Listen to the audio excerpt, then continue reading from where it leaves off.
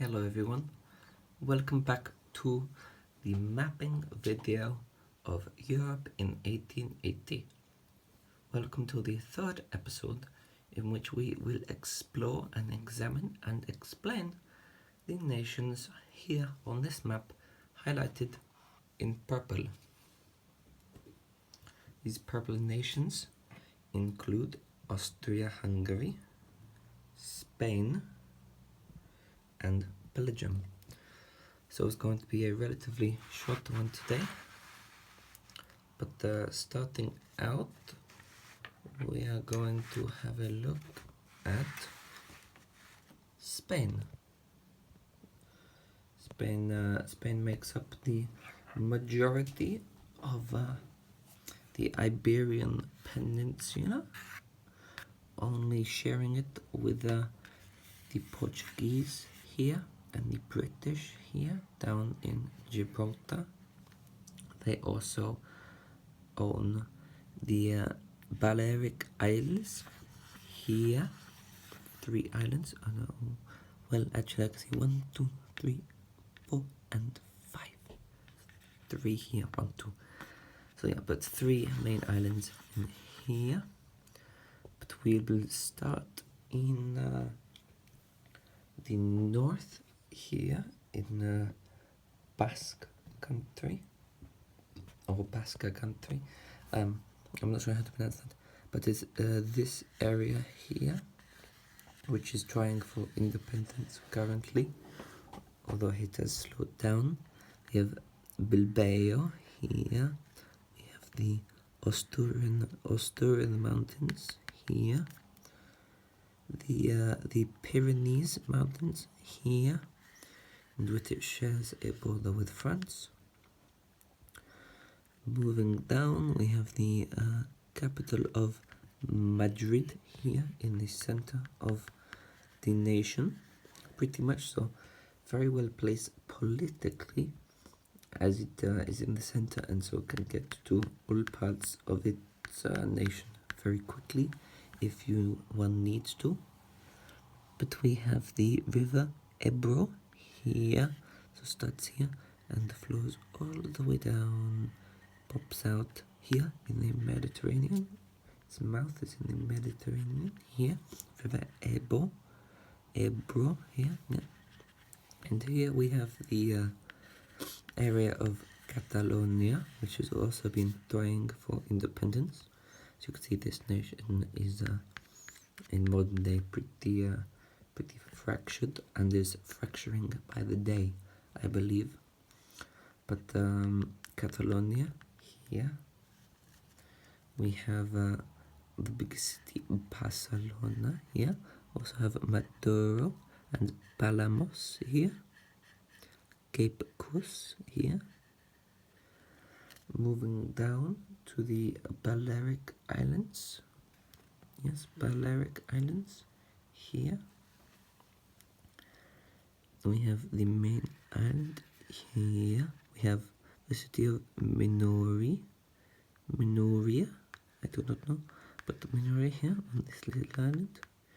We have the main one here with Colon and Pabon here. The smaller one with the tourist resort of Ibiza or Ibza here. Ibiza, yeah. Here, which is 1, 2, 3, 4. I can see tiny little dots of islands, but 2 little ones here. Yep. Moving back to the coast then, here. Back to the mainland, we have Valencia here. A river going along all the way up there. We have Guadalura, yes, here, very long. We have Segovia, Valladolid here, and over here we have Santiago here, which is also the capital of Chile, which this is a very common sight, having nations or towns, villages, cities, areas physical features in South America, also having their namesakes coming from here in Spain, as Spain conquered almost all of South America and Central America, second only to the Portuguese in Brazil. But leaving the history lesson there, we have Salamanca here.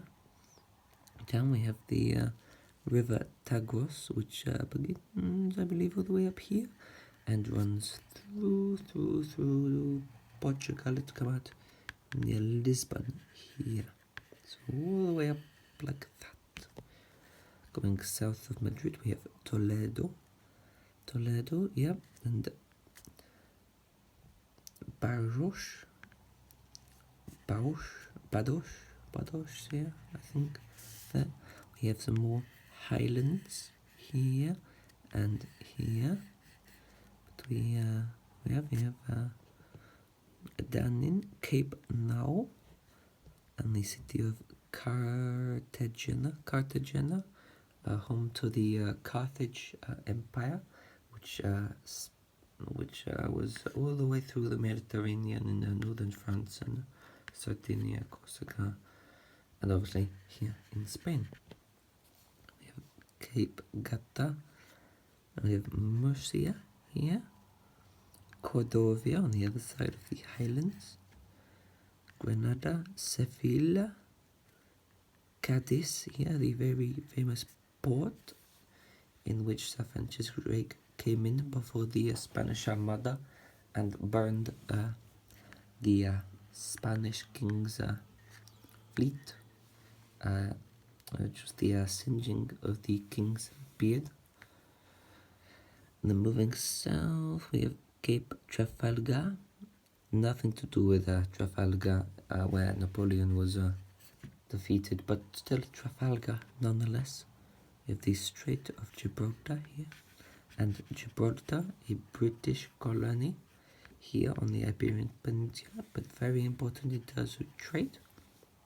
For if a ship wants to come from the Atlantic Ocean in through the Mediterranean, they will have no choice but to go past Gibraltar here. And so the British can see and stop and take out any ships they want, which are coming from the Mediterranean Sea to the Atlantic Ocean, or to the Atlantic Ocean coming into the Mediterranean Sea. So it's a very important spot. But that's probably it for Spain. A little bit more of Madrid, although it is in the center of the nation, which is very good for political, so you can reach out very easily to different areas. It is also quite isolated, as there is many highlands around here, and so it makes it actually quite difficult to traverse and get to Madrid in this time, 1880, as we do not have high-speed trains or planes or tunnels in 1880. So yeah, one downside to that, and all of these mountains. But that's it for Spain. Let's have a look borders wise. What do we have? So we have the Pyrenees Mountains here, which is one with the French, one with the Portuguese, and one with the British in Gibraltar. So Spain gets a score of 3. Now let's move northeast to have a look at Belgium. Now Belgium is one of the Benelux nations, also with the Netherlands and Luxembourg here. Belgium is very small, but known very well for its cheeses and milks. And we have Brussels here, just there, which is the headquarters of the EU, and has held many political debates, heated and calm, throughout the years of the EU. But here in Brussels. Belgium is very flat, mostly a little bit of highlands in the far east, far southeast there. But we have Diest here, Ghent there, Bourges there on the coast. But yes, they have been pretty much, along with Poland, the punching bag of Europe in the World Wars. As the First World War, the Germans came through here to attack France and get to Paris, and unsurprisingly, due to the Marigot line, which was the French line of defense, through here to stop the Germans, the Nazi Germans came through here, through Belgium, again to take Paris there. But yes, Belgium has not had a fun time in the World Wars. Yeah, there's a couple of rivers running through. Most of them just go through from France to the Netherlands, Germany to France, Germany to the Netherlands, France to the Netherlands. But none of them start nor end in Belgium. So sort of a buffer state, and its independence is an interesting story, as it is both wanted by the French, the Dutch, and the Germans. So along with Luxembourg, the outside community, so Britain, Russia, and Italy, and Spain, they all got together and they said, because all of you want it, none of you can have it. And so Belgium and Luxembourg became independent nations from what was what used to be just the Dutch sort of nation here. A little bit of France, obviously, a little bit of area there. But it has an interesting stance on the Luxembourg there, and this area here is also called Luxembourg, and they have showed interest in annexing the country, or Luxembourg probably won't, as they are very rich. So that is Belgium. Let's have a look at the borders. So, starting with 1 Dutch, 2 German, 3 Luxembourg, and 4 France. So Belgium, be it for best or for worst, beats Spain, which only has 3 borders, but Belgium has 4, so that's 4 points for Belgium. Now, moving on to the biggest nation in this episode, we move on to Austria Hungary. Now, this nation has a very, very long and detailed and complicated history that I know a little, just a bit, but I am not an expert, and I do not know much on the subject. But obviously, you can see, given a bit of background, that the words Austria is bigger than the words Hungary. This shows that Austria, so here, was the founding nation, which took over all of these nations here. But and then Hungary is sort of the underdeveloped nation. It was seen here, although it's Austria-Hungary. I'm going to just refer to it as Austria here, occasionally as Austria-Hungary, but the capital of the nation was Vienna, the Austrian capital, here, and Budapest, here, the Hungarian capital today, had sort of joint status, maybe, as they are both present on the Danube River, which flows through the nation like a snake, cutting it in half. but this nation was quite unstable before, during, and most likely, and most of after World War One, as the nations that is in it today include obviously Austria, Hungary, Romania, Serbia, Bosnia and Herzegovina, a little bit of Montenegro, Croatia, there, Slovenia, here, the Czech Republic, here, Slovakia, here, a little bit of Poland, bit of Moldova, and yeah, a bit of Ukraine too there. But yeah, so it has many nationalities and many different peoples who, a lot of them, do not want to be in Austria-Hungary, and it was due to this tension that World War II started with Archduke Franz Ferdinand and Austria's impossible deal to Serbia. And so Serbia was allied with Russia, and Russia was allied with France, and Austria with Germany, and France with Britain, and yeah, it's very complicated. So if you're interested in World War I, I implore you, go learn about it. It's very complicated and very interesting actually.